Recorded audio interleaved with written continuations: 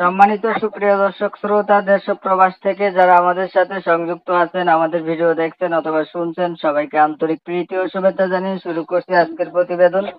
বন্ধুরা, আজকের এপিসোডে আছে সুইট একটা মেয়ে, তার জীবনের গল্প কথাগুলো আপনাদের মাঝে তুলে ধরার চেষ্টা করব। আপনাদের হাতে যদি সময় থাকে ভিডিওটা না টেনে দেখেন, বুঝতে পারবেন মেয়েটার প্রতিবেদনে আসার কারণ সম্পর্কে আপনারা জানতে পারবেন। কথা না বাড়িয়ে পরিচয় করে দিচ্ছি। আসসালামু আলাইকুম। ওয়ালাইকুম সালাম। আসসালামু আলাইকুম। ওয়ালাইকুম আসসালাম, কেমন আছেন? জি আলহামদুলিল্লাহ আছি ভালো। আপনি কেমন আছেন? এই তো আছি ভালো। আপনি কয়েকদিন যাবত যোগাযোগ করছিলেন প্রতিবেদন করবেন, কেন আপনি প্রতিবেদন করতে চাইলেন? প্রতিবেদনের পথে আসতে হইলো কেন, বলেন। ভাই প্রতিবেদন করছি, ধরেন আমার স্বামী আপনার ঢাকাতে কাজ করতো, ওই যে আপনার কিনা করতে পারি না, তরকারি কাঁচা তরকারি ব্যস্ত, ওইখানে দুর্ঘটনা বশত মারা গেছে। তো আমি প্রতিবেদন করছি, আমার একটা বাচ্চা আছে, তো চাইতেছি যদি বাচ্চাটার পাশে কেউ দাঁড়ায়, আমার দায়িত্ব নেয়। আমার বাবা নাই, মা আছে।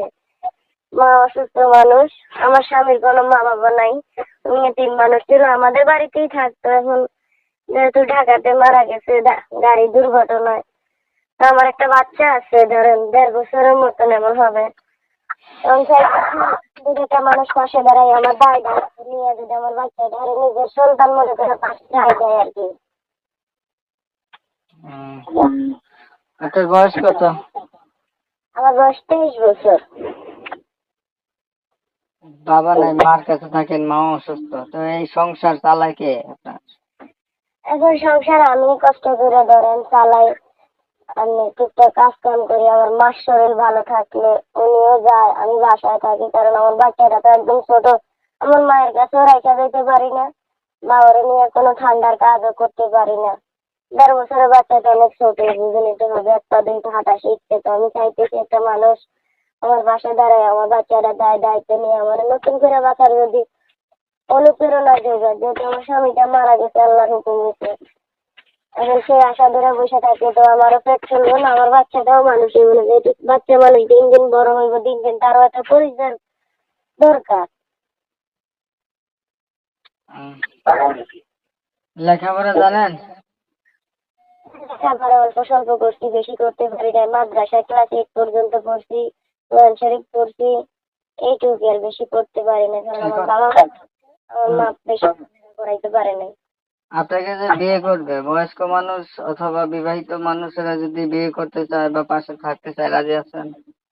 অবশ্যই রাজি আছি। যদি বয়স্ক মানুষ বিয়ে শাদী করে যদি রাখতে চায়, অবশ্যই রাজি আছি। যদি কোনো বিবাহিত লোক যদি তার বাড়িতে নিতে চায়, তাতেও আমি রাজি আছি। যদি বলে যে আমি তোমাকে আমার বাড়িতে নিতে পারবো না, তোমার বাড়িতেই থাকবে, তাহলে আমি আমার মায়ের কাছেই থাকবো।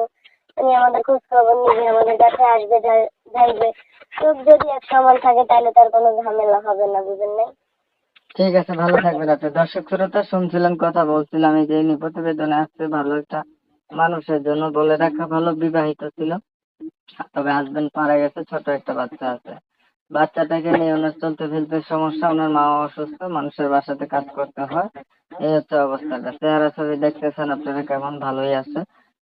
ক্লাস 8 অব্দি লেখাপড়া আছে, কোরআন শরীফ পড়ছিল। যারা হচ্ছে বিয়ের জন্য একটা এমন মেয়ে খুঁজছিলেন, তারা চাইলে এনার সঙ্গে কথা বলতে পারেন।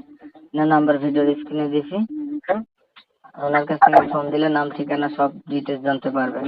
অনেক সময় ভিডিও দেখছেন, ধন্যবাদ সবাইকে। সবাই ভালো থাকবেন, সুস্থ থাকবেন, আল্লাহ হাফেজ।